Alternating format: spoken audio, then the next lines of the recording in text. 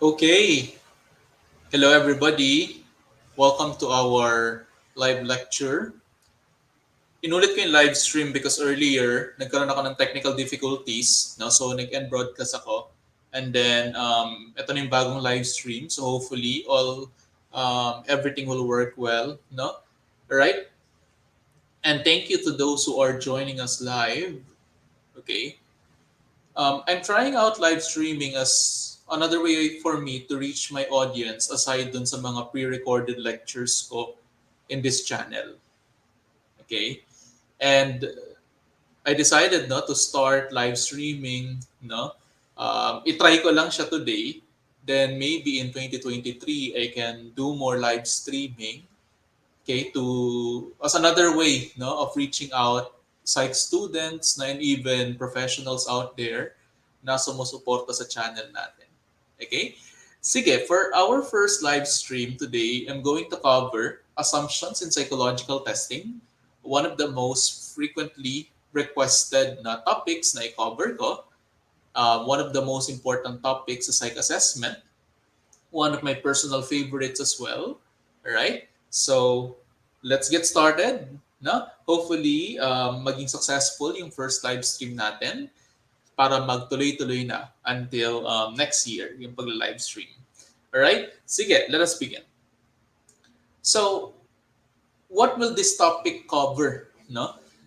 Yung assumptions in psych assessment na topic, this talks about some of the things that we should keep in mind whenever we do psychological testing and assessment. As psychology professionals, no, psychometricians, as psychologists, conducting assessment is one of our functions. For psychologists, aside from doing therapy, for psychometricians and psychologists, aside from our other functions, okay, isa sa pinakamalaga yung pag-conduct ng psychological testing. And whenever we do psychological testing and assessment, dapat alam natin yung mga caveats, no? Alam natin yung may mga bagay na dapat hindi natin kakalimutan. Okay? And I will talk about these assumptions this afternoon. Right? So, first and foremost, before I talk about the different assumptions in psychological testing and assessment, first let's have a quick recap. No? How do we use assessment again? What is the purpose of doing assessment? So for our quick recap, no, these are some questions that we can answer by doing psychological testing and assessment. For example, is this person competent to stand trial? Particularly sa forensic setting. Tinitingnan natin, legally speaking, sane ba siya? Mentally healthy ba siya to stand trial? Nasa tamang pag-iisip ba siya? In the IO setting, we use assessment to determine who should be hired, who should be transferred, who should be promoted, or even who should be fired or terminated. Diba? In the educational setting, we use assessment to determine who deserves to get a scholarship, who deserves to be a scholar. Diba? O going back to forensic, no? Sino sa dalawang magulang, no, ang dapat may custody dun sa bata? Diba? So all in all, no, we do testing and assessment in order for us to make decisions. Decision making yung madalas na yung primary reason kung bakit nagsasagawa tayo ng testing and assessment. Something na na-cover na sa introduction to psych assessment na topic. Okay, which is why we will not focus on these today. Instead, we will focus on the assumptions.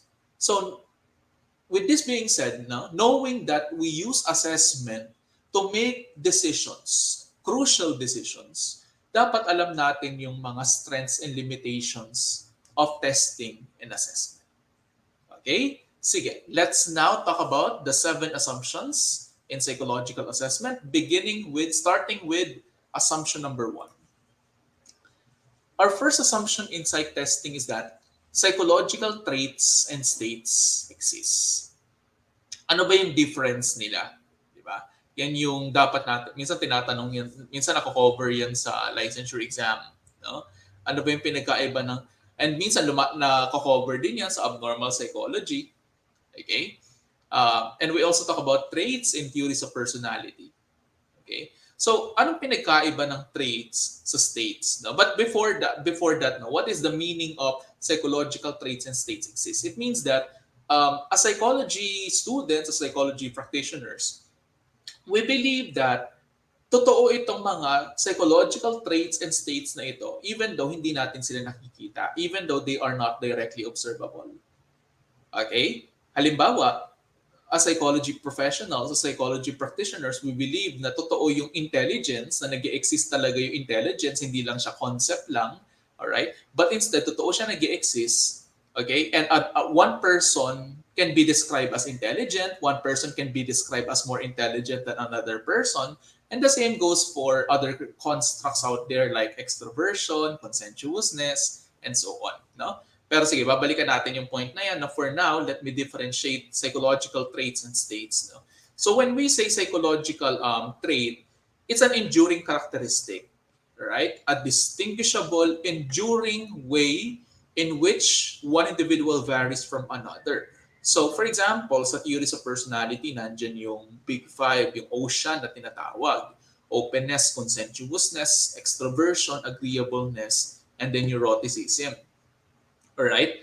Now, yung Big Five na yan, ginagamit natin siya to understand the personality of an individual. Yung mga tendencies niya, like masipag ba siya? Madaldal ba siya? As in extroverted? Okay? Is he or she a yes person? Agreeable ba siya? Is he or she calm or neurotic? Alright? And etong mga traits na ito, they're not expected to change basta-basta. Rather, it's expected na nagtatagal sila, naglalast sila for a long period of time. Traits are believed to be stable. Kaya napapansin nyo, kung sino yung madaldal ng elementary, until adulthood, sila pa rin yung talkative, di ba? Kung sino yung introvert nung bata kayo, madalas until sa paglaki niya, nadadala pa rin niya yung pagiging introvert. Okay? So we differ pagdating sa traits. But aside from that, we also differ pagdating sa states. Yung mga states, less enduring sila. Madalas, pansamantala lang. What you feel at present may not be the same sa kung ano mararamdaman mo tomorrow, 2 days from now, or 3 days from now. Lalo na 1 week from now. Okay? Ang tawag doon, states. Yung states, pwedeng kunyari, no? Today you're disappointed, pero later, okay ka na. Today you're happy, but your happiness may change, no? Bukas, 2 days from now, and so on. Okay? Even though they are less enduring, we also differ in terms of states. Okay? We believe that both of them exist, and we believe that both of them can be used to understand individual differences. Kunyari, tatanungin kayo, anong pinagkaiba ng state at trait anxiety? State anxiety is more of yung nararamdaman mo ngayon, immediate. While yung trait anxiety, may mga tao na trait nila na anxious sila. Okay? Palagi silang ganun. Another example, what's the difference between masaya and masiyahin? A person who is masaya, you're describing him or her in terms of state. Masaya siya ngayon. Pero, pag sinabi mong masiyahin, this is something na enduring. Baka madalas mo siya makitang masaya. Okay? It's possible na related yung trait at state. For example, being neurotic can be a predictor of being anxious. It can explain kung bakit ka anxious. Being masiyahin can explain why you are happy today. Di ba? Well, baka narinig yun yung word na construct. Minsan ginagamit natin yung construct to, subsume, no? Parang under niya itong mga traits and states na ito. Ano ba yung construct? Okay? In short, yung assumption number 1, psychological constructs exist. So when we say construct, this is something that hindi mo nakikita directly. Okay? but you know that it can be used to understand and explain behavior. Oh, ito na yung intelligence, extroversion, neuroticism, perfectionism, all right? Happiness, life satisfaction, and so on. All right? We are concerned with these constructs, even though we cannot directly observe them. Okay?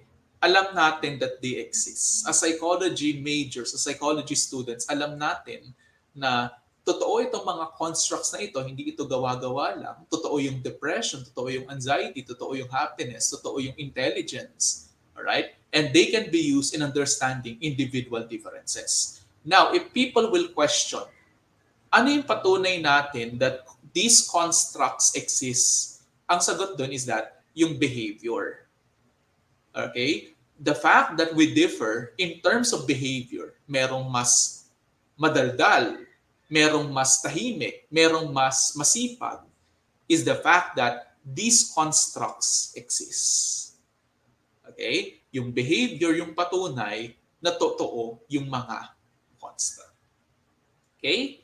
I guess that would be enough, no, for assumption number 1, no. Just let me know if you have questions, no. You can chat, no, so I can try to answer them and clarify them, no. Okay. Sige. Now, the second assumption is that sabi natin kanina they exist, no. Constructs exist. Now, in assumption number 2, psychological traits and states can be quantified and measured. Okay? Napaka-bigat na assumption ito. Okay? And parang masasabi ko dito naka-anchor yung psych assessment natin. If not sa number 1 dito. No? Right? It's about measurement. Okay? So, ngayong alam na natin, ngayong naniniwala na tayo that constructs exist, the next thing that we should ask is that, can we measure these constructs? Say for example, may research ka. Okay? Sabi mo, gusto namin aralin, sir, yung impact ng parenting, okay, doon sa perfectionism, for example, or sa well-being ng bata. Ngayon, ang next na itatanong sa'yo ng panelist mo, paano mo yan i-measure?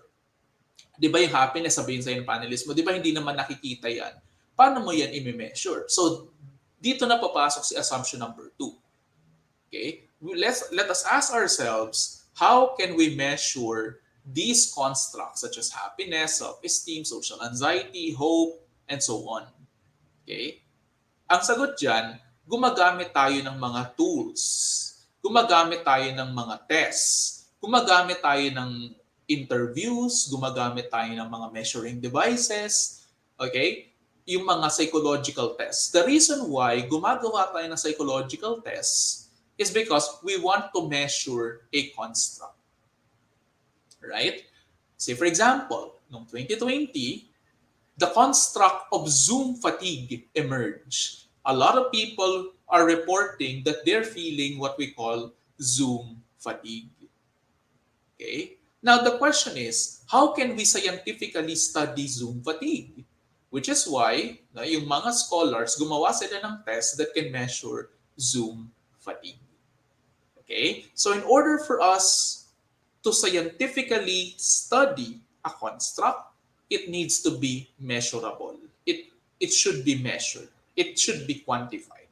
And to quantify something, to measure something, we will have to make use of a certain measuring device. In our case, we rely heavily on psychological tests.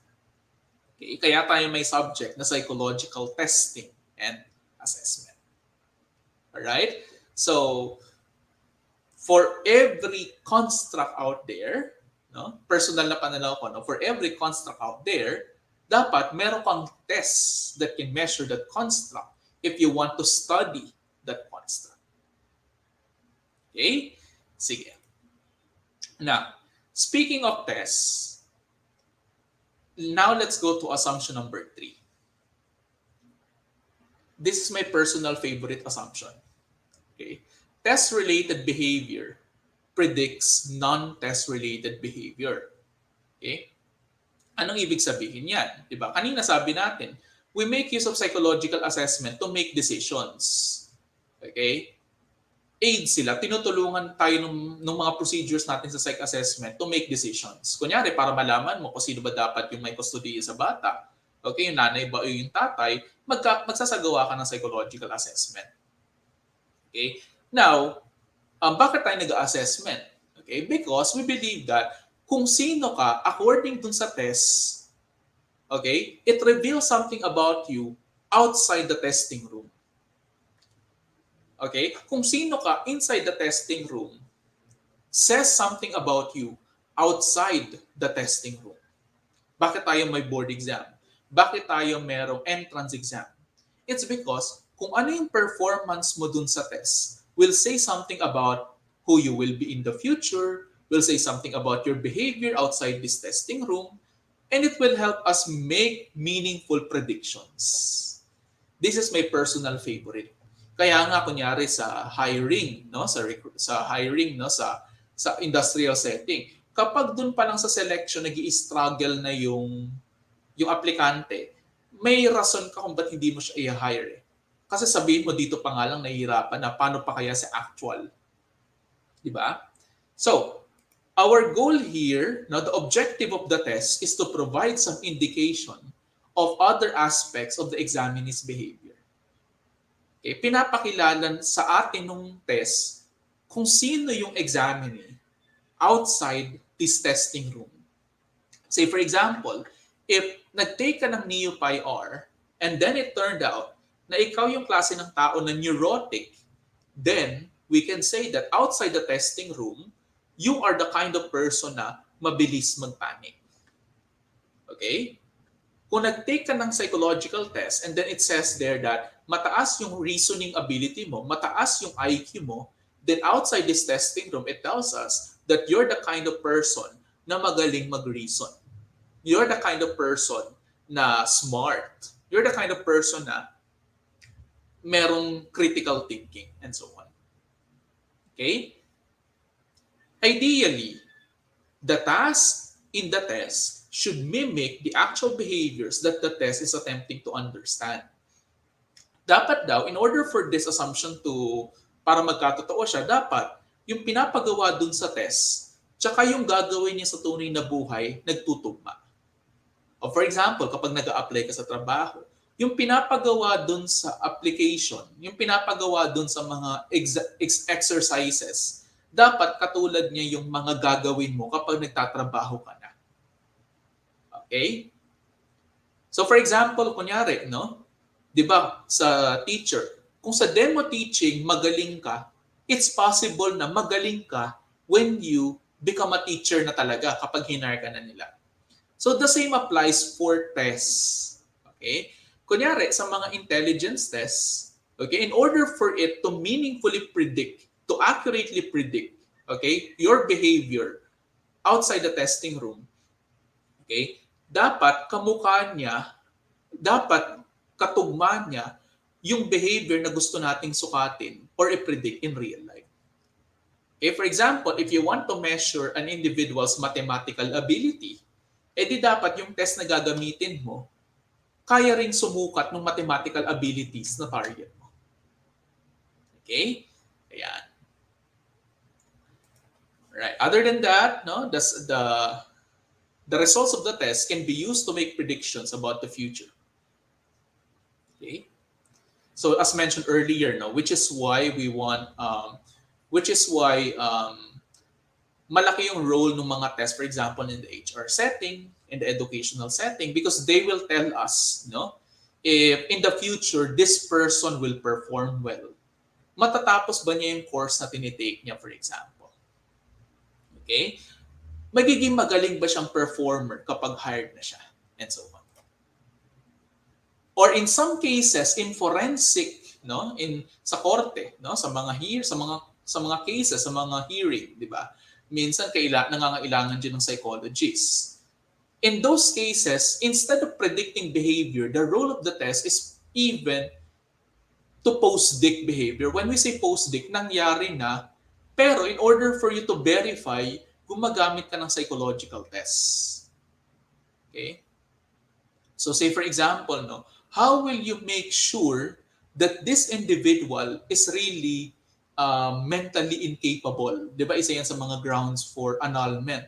Yung tinatawag na hindi siya psychologically capable, yung kanyang mental capacity is questionable. So in order for you to verify this, no, as a psychologist, you can do assessment.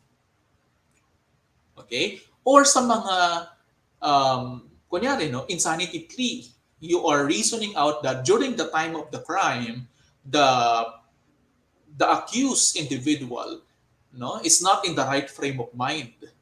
So in order for the court to really verify that, they can ask a psychologist to conduct assessment to know if totoo bang itong person na ito ay meron talagang psychological concerns, no, that can be a hindrance for him or her to understand what is right and what is wrong at the time na nangyari yung crime. Okay? So it can also be used, no, for that purpose. It's not always about predicting. It can also be used in understanding what has already happened in the past. Okay? Yeah. To verify something, no? Particularly in the forensic setting. Okay, now let's go to number 4. Okay, another very important assumption is that tests and other measurement techniques have strengths and weaknesses. Okay, so what does this mean? Okay, so ito tinuturo natin ito sa psych assessment, di ba? Kailangan alam mo kung yung test ba dapat ba yung gamitin, kung outdated na ba siya, kung luma na ba siya, okay, kung problematic ba yung test na yan, okay, if dapat ba ginagamit pa yan, okay? Because competent test users understand a great deal about the test that they use. You know the limitations. Meron kang mga rason kung bakit gagamitin mo o hindi mo gagamitin yung isang test. Hindi na ako nagbibigay ng actual examples, no? Pero may mga test na questionable yung validity nila. For example, when used in the Philippine setting, pwedeng may issues when it comes to language barrier, cross-cultural applicability, and so on. Okay? Competent test users understand how a test was developed, the circumstances under which it is appropriate to administer the test, how the test should be administered, and to whom and how the test results should be interpreted.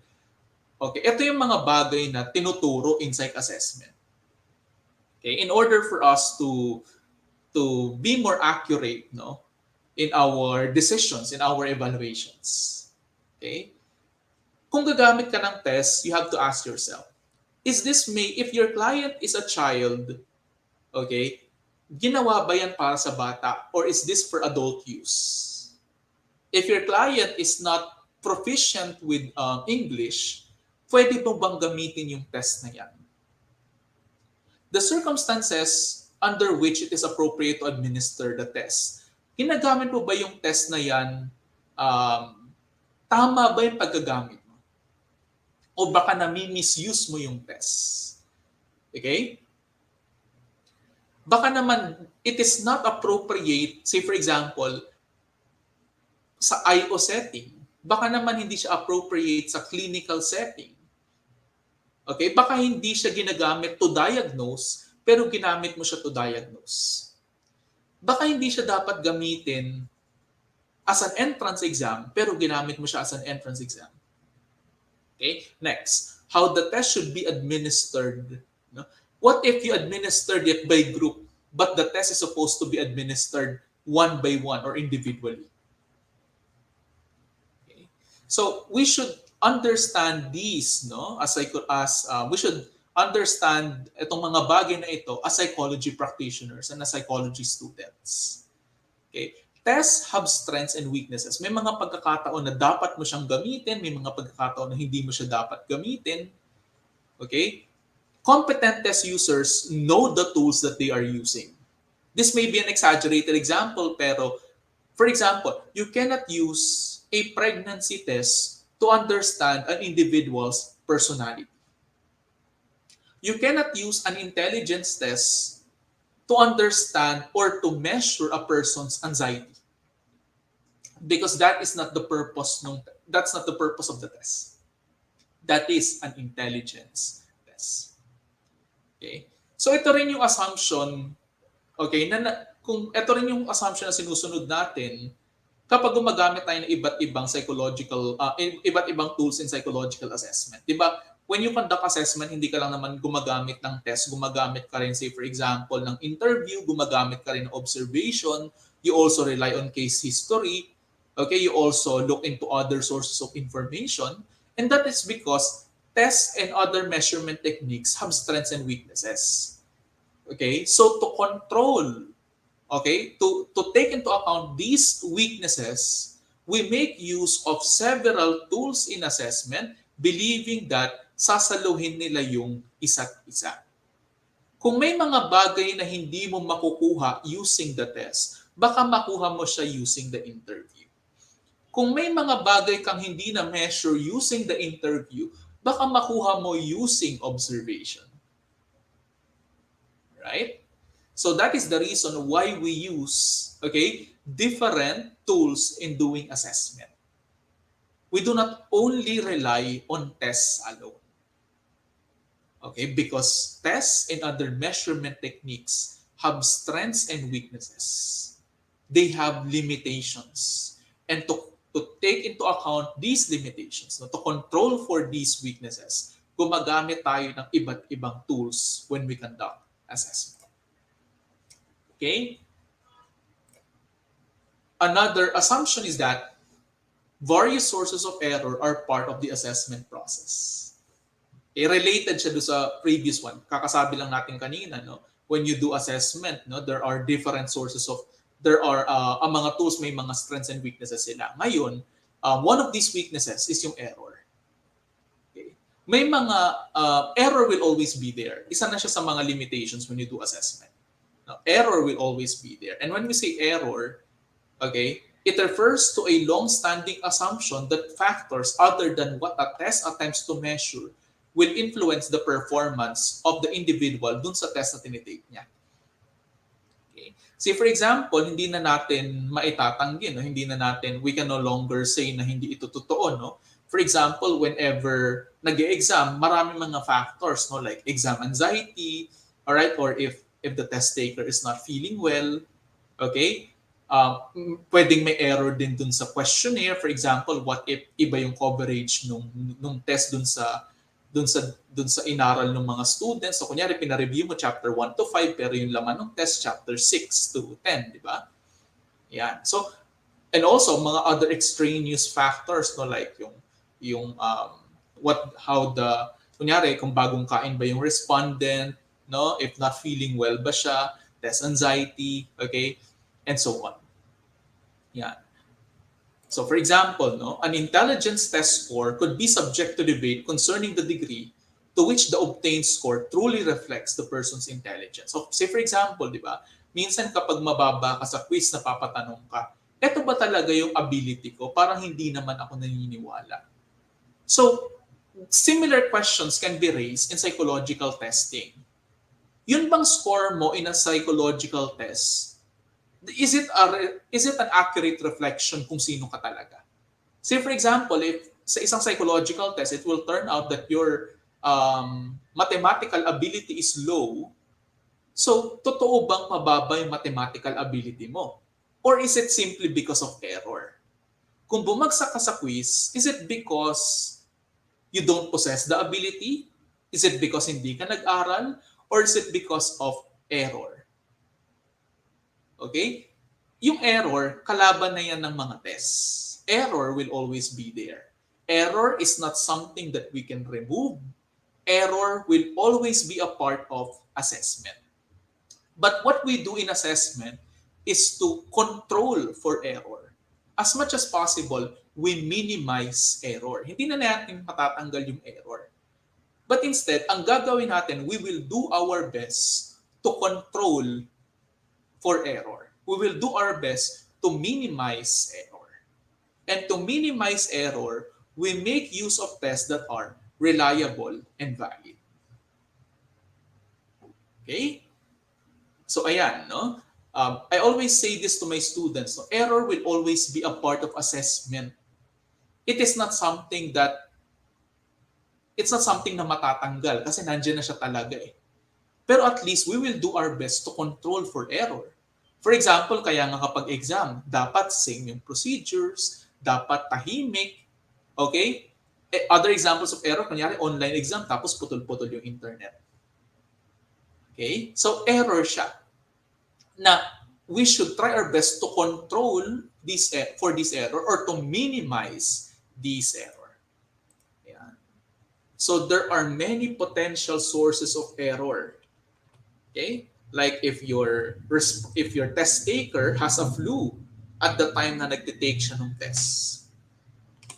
Assessors can also be sources of error. Say for example, what if hindi pala marunong mag-administer ng test yung test administrator? What if hindi niya sinunod yung procedure? What if instead of 2 hours, ang binigay niya 1 hour lang? Diba? That can be a source of error. And also, some tests are simply better than others in measuring what they purport to measure. In other words, minsan, kasalanan siya ng test. Pwedeng yung test is poorly made or pwedeng talagang meron pang mas magandang test na pwede mong gamitin instead na yung ginagamit mo. Which is why test selection is indeed very important. Okay? Ayan. So that's for assumption number 5. No? Error is always there. It's not something that we can get rid of, but instead it is something that kailangan i-try natin yung best natin na makontrol or ma-minimize. Right? Now, second to the last assumption, okay, medyo mabigat na assumption din siya. Testing and assessment can be conducted in a fair and unbiased manner. Napakabigat niya na assumption kasi alam natin na marami talagang mga fairness-related problems. Okay? Yan.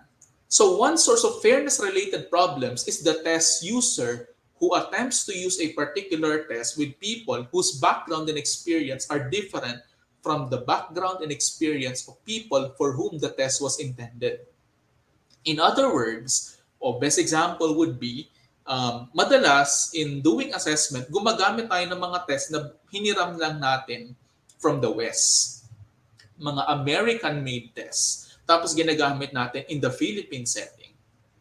Now, if you will do something like that, yung problema dyan is that hindi naman kasi para sa atin yung test na yun in the first place. Its validity in the Philippine setting may be questionable.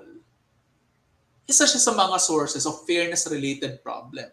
It's possible kasi that it will appear that your IQ is low, not because you have a low IQ, but instead it's because you cannot relate dun sa mga questions na tinatanong sa test. For example, what if the test question is, who is the first prime minister of this country? Who is the author of this book? Pero hindi pa naman pala natin narinig yung libro na yon. Okay? What is the capital of California? Something like that. Okay? So, isa yung culture-related problems, okay, sa mga issues under fairness-related problems. It's possible that the test was not intended for this population, yet ginamit mo siya. So, to control for that, no, how can we conduct tests in a fair manner? What we can do is to, we can make use of tests that are hindi culture-loaded, but rather yung mga culture-fair tests. Okay? May mga tests that doesn't rely on your understanding of English, which is why you can use it even with non-English speakers. Isang halimbawa yan. Or another thing we can do is to, instead of borrowing tests from other countries and then i-adapt lang natin sa culture natin, we can create our own tests. Or we can use the existing tests that were made for Filipinos. Like mga Filipino-made personality tests, Filipino-made intelligence tests, okay, and so on. Okay? We can use tests that are more culturally sensitive. Tests that have been validated in the local setting. And also other than that, to conduct tests in a fair manner, we can make use of standardized procedures. Okay? I think you're familiar with standardization. That's about the similarity in procedures. If we want testing and assessment to be fair, then we should ensure standardization. Kaya nga sa testing, minsan kailangan kung 45 minutes lang ang given, dapat finish or not finish, you submit your paper. kapag 45 minutes na. Okay?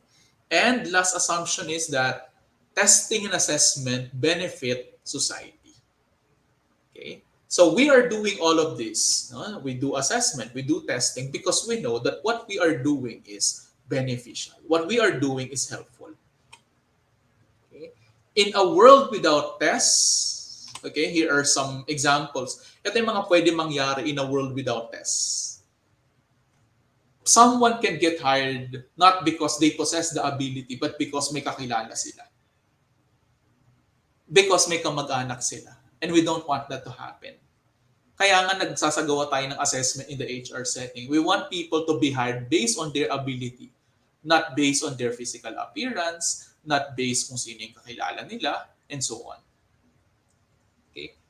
Teachers and school administrators may label somebody as may label a child as a special child or a child with ADHD even wala naman silang basis. That will happen in a world without tests. Without testing and assessment, no? Lahat na lang ng tao depressed. Lahat na lang ng tao may ADHD. Lahat na lang ng tao may personality disorder. In a world without tests, there will be no instruments to diagnose neuropsychological impairments and even psychological problems. In a world without tests, in a world without board exams, in the world without quizzes, how can we make meaningful decisions? How do we know sino dapat yung i-hire, sino dapat yung ipasa? How do we know who deserves to be enrolled, to be admitted in a certain university, and so on? Right? So these are the 7 assumptions in psychological testing and assessment. Right? If you have questions and concerns, no, you may type it in the comment, no, so I can answer them. Ayan, I hope this is a fruitful session. I hope you learned something, no? And let me know if you want me to do more live streams so that in the future I can cover more topics, no, in the different areas of psychology. Maybe not through pre-recorded video, but instead through live streaming. Okay. So I think that's it. No, I hope I was able to share a lot to you this afternoon. Thank you very much for watching this live stream. No, I'll see you next time. Thank you and goodbye, everyone.